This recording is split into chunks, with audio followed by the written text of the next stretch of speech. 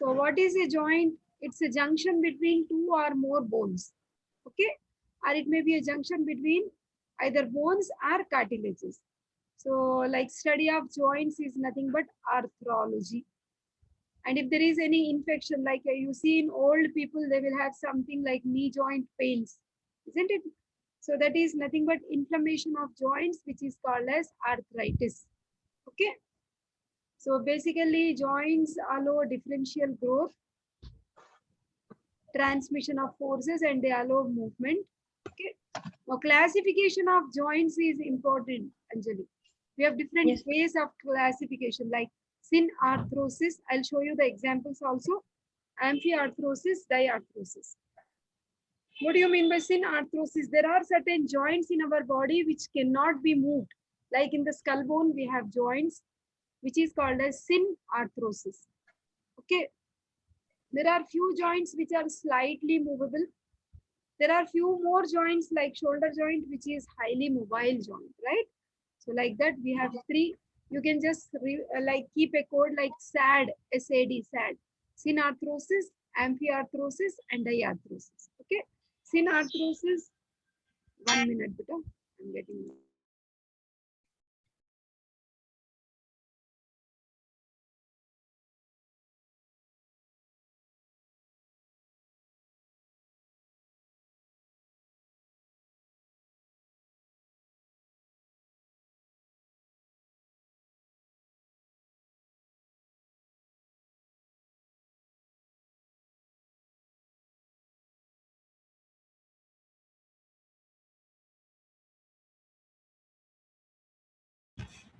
Okay, then synarthrosis is like you can see cranial sutures in adults.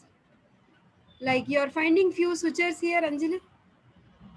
Yes, Can you ma'am. move these Yes. joints? Can you move this? No, ma'am. Okay. No, ma'am. So, such joints, what you see in the skull bone, sutures, they are called as, okay, cranial sutures, which are synarthrosis. Amphiarthrosis is like, this is pelvic cavity, and this area is pubic symphysis. So, here also you will find only minimum mobility is possible. So, you call it as amphiarthrosis, which is secondary cartilaginous joint, also called as syndesmosis. Okay. Then, so freely movable joints like hip joint and shoulder joint, you call it as diarthrosis. Okay.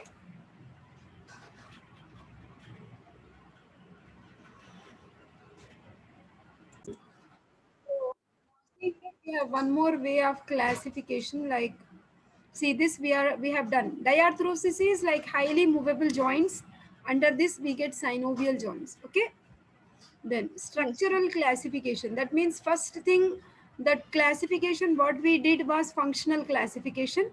After functional classification, we have structural classification. Like under this again we have different types we classify, like fibrous joints, like you see in skull bones, cartilaginous joints, like you see what we have seen with secondary cartilaginous joint, like amphiarthrosis, and synovial joints, which is called as diarthrosis, which is highly mobile joint. That was functional, and this is structural classification. Okay. Mm.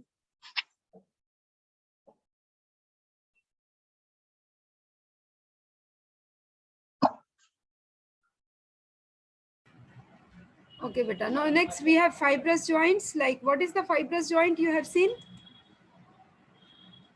This one, Uh, skull bone. yeah, suture, the synapse. Yeah, yeah, very good. Synarthrosis. Okay, united by fibrous connective tissue, either immovable or slightly movable, and it lacks joints cavity. Okay, so this is fibrous joint, as you can see in the skull.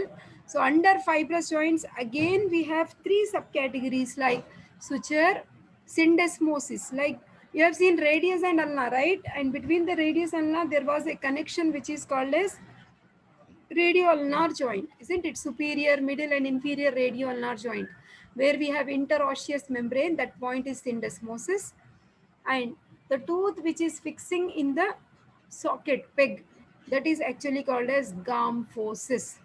Okay, so these are the three different types what we have under fibrous joints. Then we have sutures, Now each we need to describe in detail. Like sutures are nothing but articular surfaces are connected by thin layer of connective tissue. That means this is frontal bone, this is parietal bone. So between frontal and parietal bone you are finding a connection, thin layer of connective tissue which is sutural ligament. Okay, it is found exclusively in the skull bone, and of course it is immovable. Okay, and of course like in case of small children, like in growing children, especially infants, like these sutures may permit little mobility also. Okay, then so we have different types of sutures now. So what are the various types of sutures we have?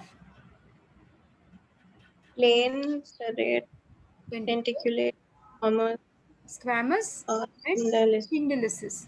See, these are the different. See, if there is no like hooking type of thing, and if it is like flat surface of two bones, you call it as plane. And if you find it is sawtooth like, you call it as serrate. If it is something like tooth, you call it as denticulate. And if it is cross, though it is flat, you call it. So skull sutures are serrate or denticulate? We Basically, have the all serrate. types. All types. Okay. Few are plain, few are serrate, few are denticulate, few are squamous. This we find in Vomer. When we do head and neck no osteology, you will come across this. Okay, there is Vomer bone sitting into sphenoid bone. There you will come across this Schindelisis. Okay, it's written sphenoid and Vomer. Okay, so all these we will find when we do. See, like all examples are given, Anjali. Plain suture. This is upper like palate, hard palate, and you are Yes, finding ma'am. two maxillary bones which are fused in the center, which comes under plain suture. Okay, serrate like this, sawtooth like. Okay, so they Yes, are ma'am. reciprocally serrated, jigsaw like fashion. Okay, so these are the two parietal bones in between which you are finding serrate or limbus suture. This is actually like coronal suture we call it as. Okay, sorry, sagittal suture and coronal suture we have. Then denticulate. This is the skull bone what you view from behind.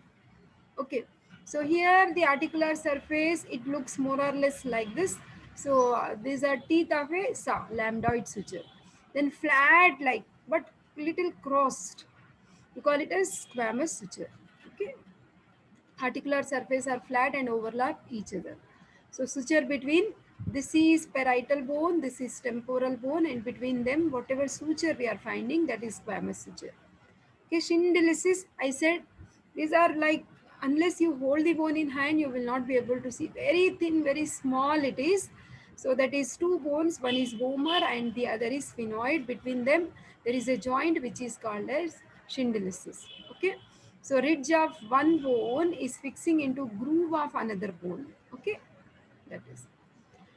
So next we have syndesmosis, like fibrous connection between the bones, like under syndesmosis. What is the example I told you? Interosseous membrane between radius and ulna.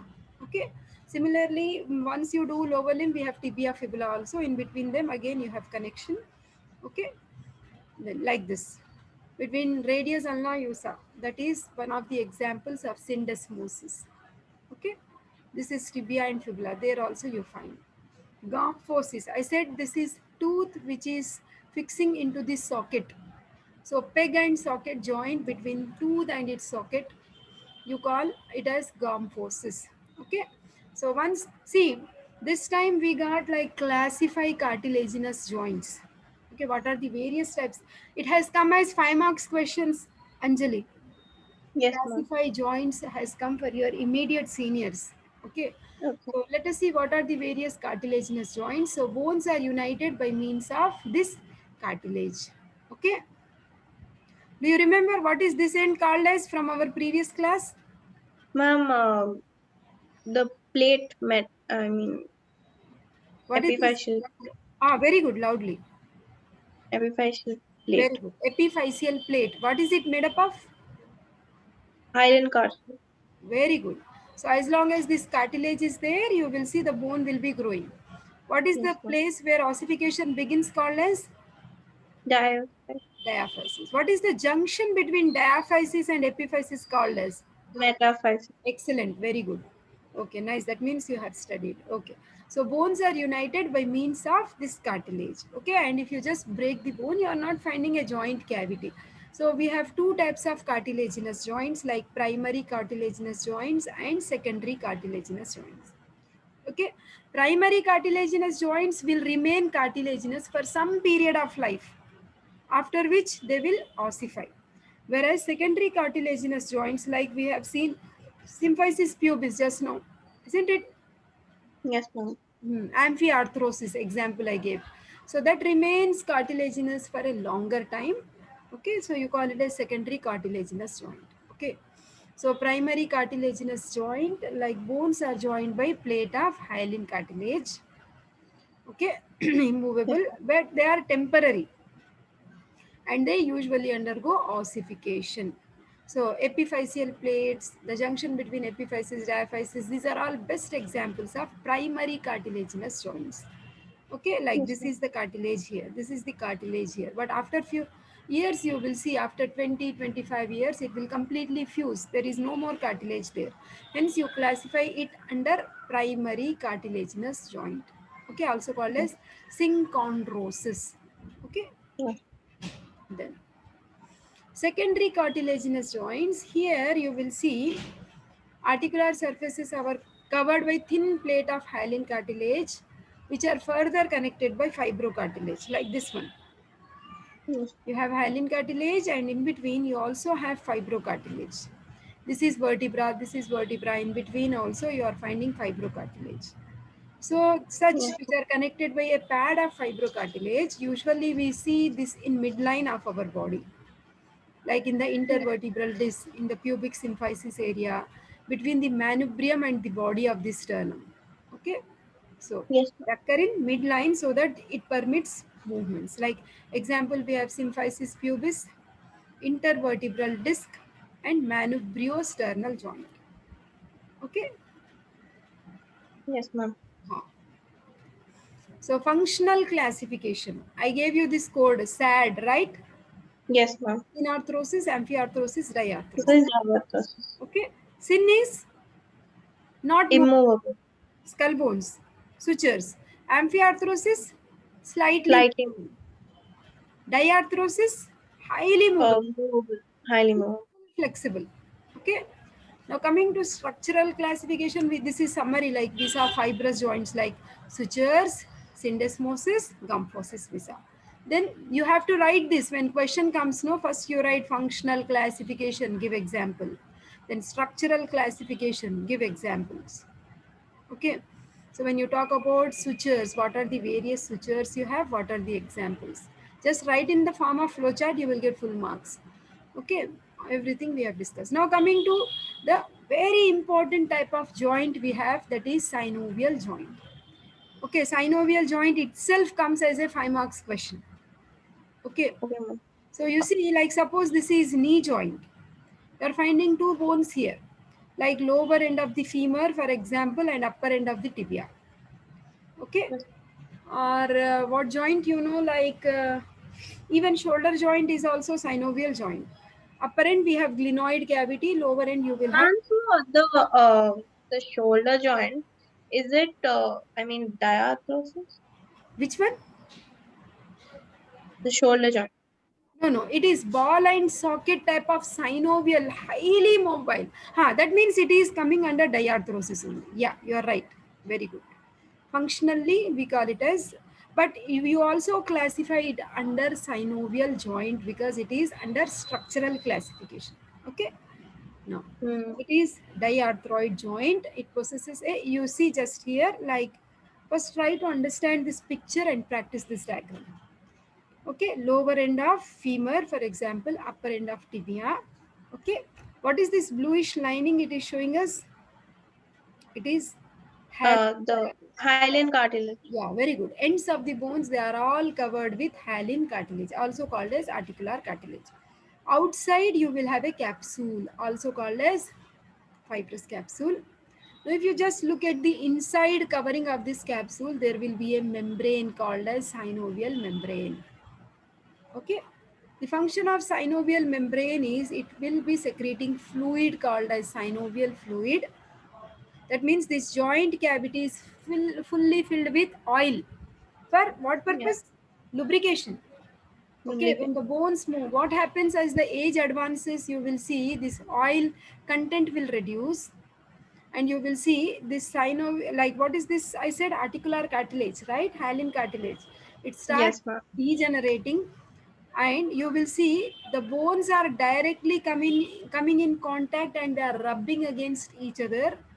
So the nerve endings will be rubbed, because of which after certain age you will see pain is felt, especially in the knee joints in old Yes, ma'am. people. Okay. So this is synovial joint. Like out, see, I said outermost covering is fibrous capsule. Over the fibrous capsule, whatever thickenings we have, those are called as ligaments.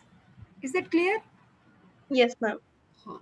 So synovial joint, it is functionally, it is diarthrosis, as you said.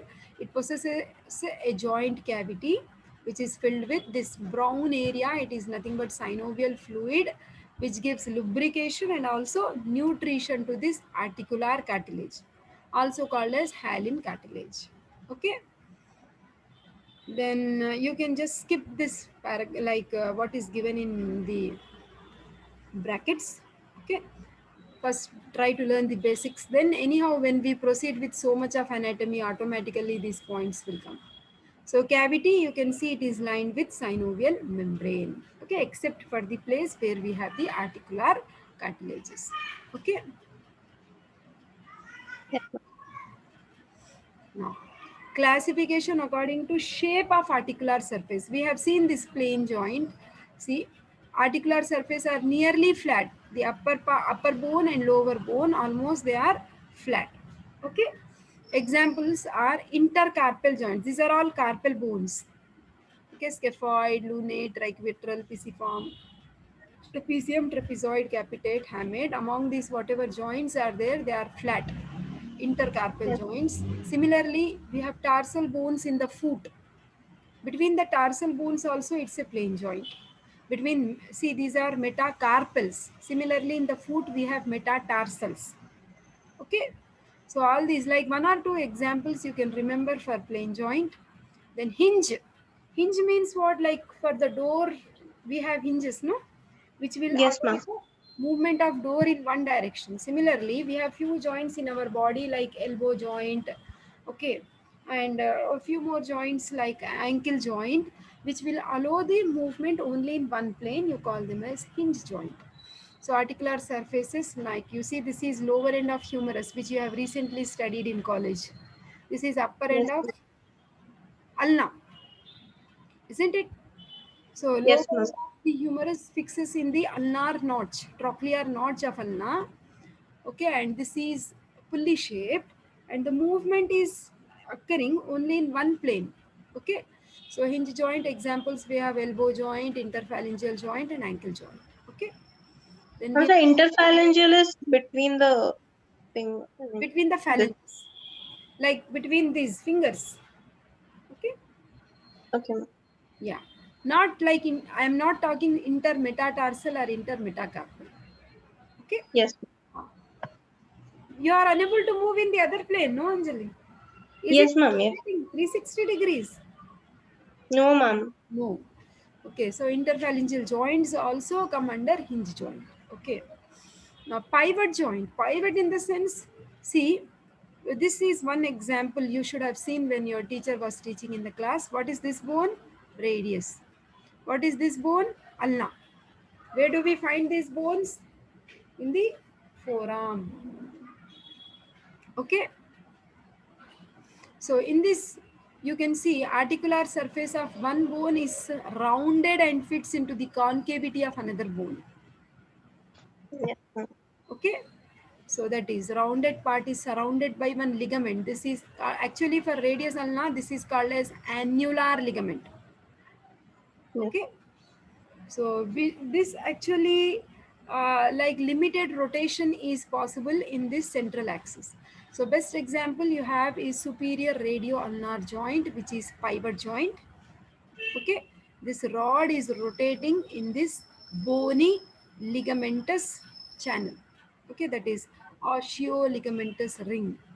One more example also we have in the neck. We have atlas and axis. Between them also we have one joint, atlanto-axial joint. Okay. Then next we have, see this is like face where we have, what is the name of this bone? Do you have any idea? Lower jaw, mandible. Mandible. Yeah, mandible.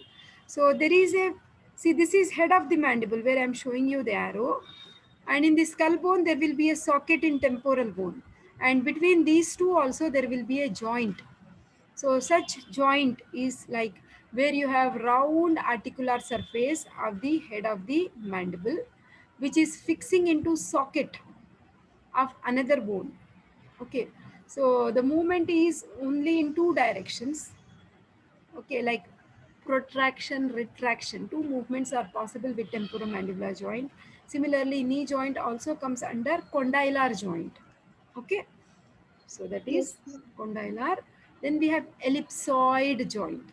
So elliptical surface, you will see convex surface of one bone articulates with the concave surface of another. Example, like we have wrist joint, atlanto-occipital joint. See, this is concave and this is convex. Okay. So like Yes, that, if ma'am. you see the fixing, you call such joints as ellipsoidal joints. Okay, one or two examples you can remember. I gave it four examples here. Two examples are also enough. Then saddle joint. See, reciprocally concavo-convex superior surface is fitting in the reciprocally concavo-convex inferior surface. You call like articular surface are reciprocally saddle shaped concavo-convex. Okay, Yes. so that is saddle joint. We have first carpo-metacarpal joint. One example, best example, saddle joint. Sternoclavicular joint, calcaneocuboid joint, incudomalleolar joint. These are like one, two examples are more than enough. One example is also enough. Remembering so many is also difficult, no? Then we have ball and socket. Best example, what you have already studied in osteology. This is glenoid cavity of the scapula. This is head of the humerus. Both of them are fixing, and that type of joint, like head of the humerus looks like a ball. Glenoid cavity looks like a socket. Hence, you name it as ball and socket joint. Okay, Yes. so movements occur around indefinite number of axes. That means all circumduction is possible, flexion, medial rotation, lateral rotation, wide range of movements are possible. Okay, so hip joint, shoulder joint, so many are there. Then according to plane of movements, how many like planes it is allowing? Suppose if it is allowing only in one direction, uniaxial, under Yes. this we have hinge and pivot. Okay, hinge, which I said elbow, pivot, one example, superior radial ulnar joint. No, if you just Yes. review once again, you will like remember more. Saddle, first carpometacarpal, ball and socket, shoulder joint. No, condylar. What did we see? Example. You like, revise once, you will understand. Okay. Yes. Mm. Atlanto-occipital joint, like that. So according to number of articular bones also, like simple joint, only two bones are there, you call it as simple joint. More than two bones, like knee joint will have more than two bones, like tibia is like femur is there, tibia is there, patella is there. Three bones are involved. Then you call such joint as compound joint. Okay. Then yeah, this is Hilton's law may come for 3 marks. Remember this. What does it? What does it state? So, like, what did you study? Like in the upper limb, you should have studied arm, right? Yes, ma'am. Dissection, like what? Ma'am, we didn't do arm yet. We started with pectoral. Only pectoral region you did. Yes, ma'am. So Hilton's law is stating nerves supplying the joint also supply the muscles regulating the movement of the joint and skin over the joint. Like you have medial lateral pectoral nerves in pectoral region supplying pectoral muscles. So these movements are actually facilitated by the joints nearby, like sternoclavicular joint is there, shoulder joint, and also they will be also supplied by these nerves. Even the skin over that particular joint also is supplied by the same nerve. That is meaning of Hilton's law. Okay. So I hope you understood this.